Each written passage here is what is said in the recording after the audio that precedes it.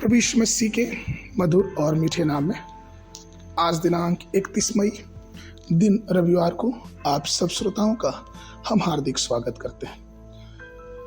आज के दिन के लिए जो वचन है वो लिया गया है यशायाह नबी की पुस्तक उसका 23 अध्याय 10 पर। हे तर्शीश के निवासियों, नील नदी की नाई अपने देश में फैल जाओ, अब कुछ बंधन नहीं रहा। प्रियो, आज का विषय है अब कोई रुकावट नहीं। नबी यशायाह ने कई राष्ट्रों पर परमेश्वर के न्याय की घोषणा की और अंततः में तर्शीश से उसने कहा कि हे तर्शीश के निवासियों, फैल जाओ, अब कोई बंधन नहीं। हम स्वयं प्रभु के लिए नदियों के समान हैं। हमारा जीवन उस परमेश्वर के सन्मुख बहती हुई नदियों के समान है जिसको परमेश्वर ने आशीषित किया। कभी कभी लोग नदियों की आज़ादी को रोकते हैं और बांध के रूप में उनकी धाराओं को रोक देते हैं, लेकिन ये कहीं ना कहीं आत्मिक रूप में हमारे जीवनों में लागू होता है। कई बार हमारी जो आशीषें हैं हमने उन्हें बाधाओं के रूप में रोक के रखा है।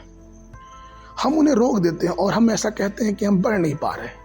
हकीकत ये है कि कई बार हमने उसको रोका है, लेकिन जब अपने आप को परमेश्वर के हाथों में समर्पित करते हैं तो परमेश्वर हर एक रुकावटों को तोड़ने के लिए तैयार है। मीका की पुस्तक उसका 2 अध्याय 13 पद कहता है कि उसने आगे आगे बाड़े को तोड़ने वाला गया, इसलिए वे भी उसे तोड़ रहे हैं और फाटक से होकर निकल जा रहे हैं। उनका राजा उनके आगे आगे गया, अर्थात यहोवा उनका सरदार और अगुवा है। प्रियो, वो परमेश्वर है जो हर एक रुकावटों को तोड़ के हमें आगे की ओर ले जाने वाला है। वो परमेश्वर है जो टेढ़े मेढ़े रास्तों को सीधा करता है। वो परमेश्वर है जो जंगल में मार्ग निकालता है। वो परमेश्वर है जो हमारी रक्षा करता है। इसलिए आइए आध्यात्मिक जीवन को प्रभु के हाथों में हम समर्पित करें, आध्यात्मिक जीवन को प्रभु के हाथों में दे दें, उसके सन्मुख अपने जीवन को समर्पित करें और पूर्ण विश्वास के साथ उसको थामे रखें और वो हमारी सहायता और मदद जरूर करेगा।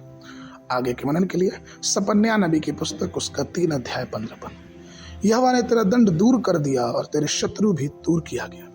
इस्राएल का राजा यहोवा तेरे बीच में है, इसलिए तू फिर विपत्ति ना भोगेगी।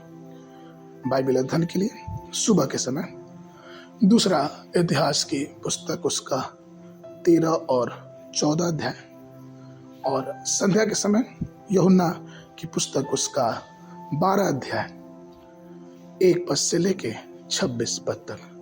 परमेश्वर आप सबको आशीष देवे।